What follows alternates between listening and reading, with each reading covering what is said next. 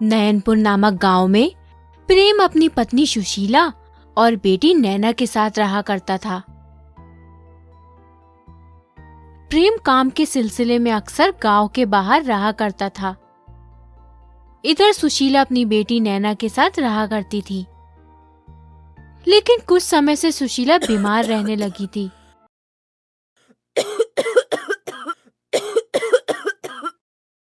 सुशीला के ज्यादा बीमार होने के कारण एक दिन उसका निधन हो जाता है। प्रेम अपनी बेटी की देखभाल के लिए रूपाली से शादी करता है, तो उसके पास भी एक बेटी होती है जिसका नाम पिंकी होता है।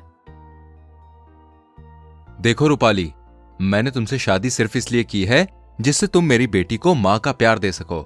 मैं भी तुम्हारी बेटी को अपनी बेटी की तरह प्यार करूंगा।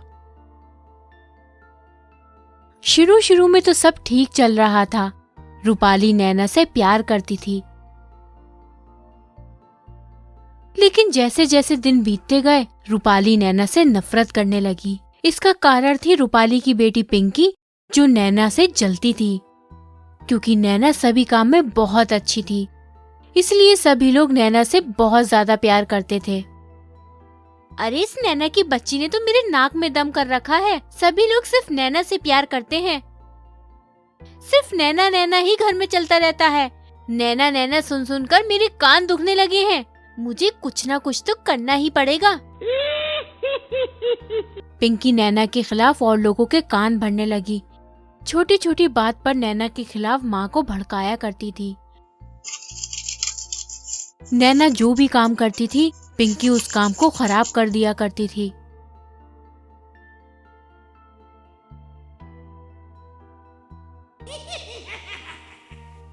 माँ, ये नैना इतनी सारी गलतियाँ करती है, पर तुम उसे कुछ भी नहीं बोलती हो। ये देखो तो मेरे कपड़े पर रंग डाल दिया है जानबूझकर। तुमने इसे सर पर बैठा रखा है। ये सब बातें सुन सुनकर रूपाली को नैना से नफरत हो जाती है। अब वो नैना से सीधे मुंह बात भी नहीं करती। अरे वो कर्मजली कहाँ मर गई? घर में इतनी सारी गंदगी है, कौन साफ करेगा? तेरी मरी हुई माँ साफ करेगी क्या? मैं अभी साफ कर देती हूँ माँ, पर मेरी माँ के बारे में कुछ मत बोलिए। क्यों ना कहूँ, खुद तो मर गई और तुझे छोड़ गई मेरे कलेजे पे मूंग दलने के लिए। प्रेम ये सब देखकर बहुत दुखी होता है।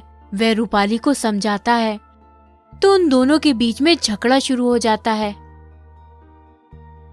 पिताजी, आप माँ से क्यों झगड़ा करते हैं? अरे बेटी, वो तुम्हारे साथ सौतेली माँ जैसा व्यवहार करती है। ये सब देखकर मैं कैसे खामोश रहूं? जब वो तुम्हें डांटती और मारती है, मेरा कलेजा मुंह को आ जाता है। नहीं पिताजी, आप कुछ मत बोलिए। मैं आप दोनों को झगड़ते हुए नहीं देख सकती। मैं तो अपनी माँ को खो चुकी हूँ। अब मैं इस माँ को नहीं खोना चाहती हूँ। कितने प्यारे तुम्हारे माँ ने तुम्हें संस्कार दिए हैं। वो तुम्हें मारती पीटती है, तब भी तुम्हारे दिल में उसके लिए जरा भी नफरत नहीं। मुझे तुम पे नाज है बेटी। नैना घर के सभी काम किया करती थी।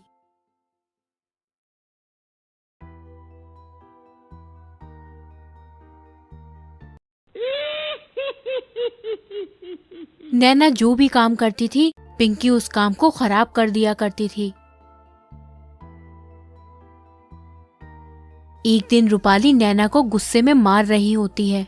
करमजली कोई भी काम सही से नहीं करती है। तेरी माँ ने यहाँ कोई नौकर रखा हुआ है क्या महारानी?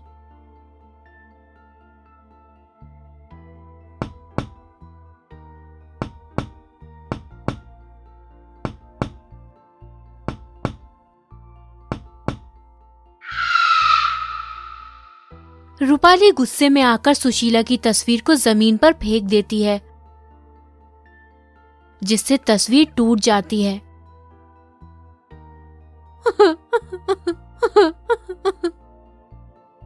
नैना अपनी माँ की तस्वीर को उठाकर खूब रोती है। अरे माँ, तुम मुझे छोड़कर क्यों चली गई? तुम मुझे भी अपने पास बुला लो। मैं अब यहाँ जीना नहीं चाहती हूँ।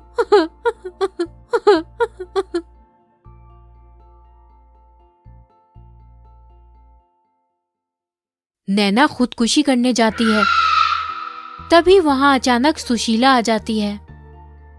ये क्या कर रही हो नैना बेटी? आत्महत्या करना पाप है। तुम तो मेरी बहादुर बेटी हो। माँ, तुम आ ही गई हो, तुम मुझे भी अपने साथ ले चलो। इस दुनिया में सभी लोग अपने हिस्से का सुख दुख खुद ही झेलते हैं बेटी। तुम उनकी नफरतों का जवाब प्यार से दो। माँ, ये लोग मुझे मनहूस कहते हैं और मुझे मारते भी हैं। अगर तुम चाहो तो मैं अभी इन दोनों को मार देती हूँ। नहीं माँ, मैं तुम्हें खो चुकी हूँ। अब मैं इन्हें नहीं खोना चाहती। मैं अब समझ गई हूँ, नफरत को प्यार से ही जीता जाता है। ये हुई ना मेरी बेटी वाली बात। सुशीला नैना को बहुत समझाती है।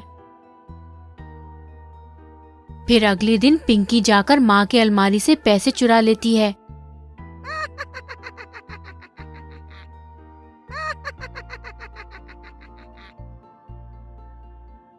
और जब उसकी माँ पैसे के बारे में पूछती है तो वो झूठ बोलती है। माँ, मैंने नैना को अलमारी से पैसे निकालते हुए देखा था।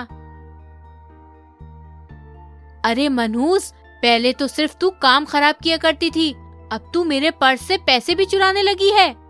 माँ, मैं पैसे क्यों चुराऊंगी? तो तू अब मुझसे बहस करने लगी है।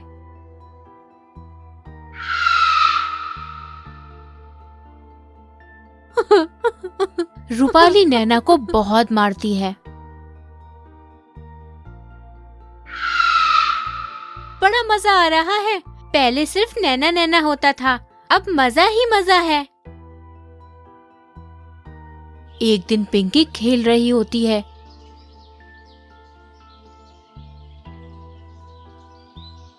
तभी अचानक एक सांप आकर पिंकी को काट लेता है। पिंकी वहीं गिर जाती है।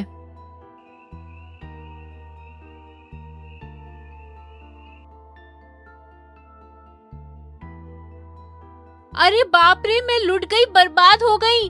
सांप ने मेरी बेटी को काट लिया है। ओ जी, आप खड़े खड़े मुंह ही देखते रहोगे या डॉक्टर को बुलाकर लाओगे? अगर मेरी बेटी को कुछ भी हुआ ना तो मैं तुम सबको चैन से नहीं जीने दूंगी। प्रेम जल्दी जल्दी डॉक्टर के पास जाता है। उधर नैना जल्दी से जाकर पिंकी के पैर से सांप के जहर को चूसने लगती है।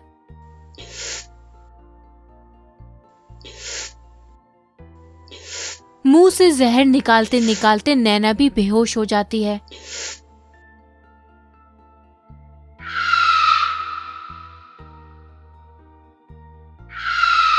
थोड़ी देर बाद डॉक्टर भी वहां आ जाता है।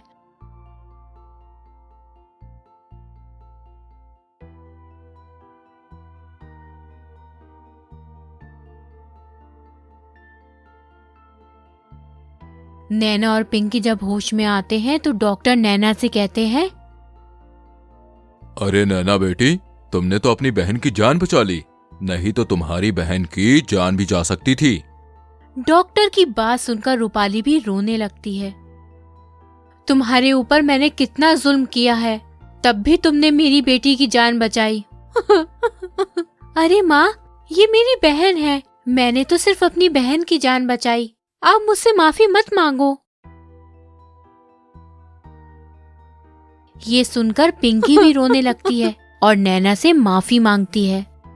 बहन, मुझे माफ कर दो, मैंने तुम्हें अपना दुश्मन समझा।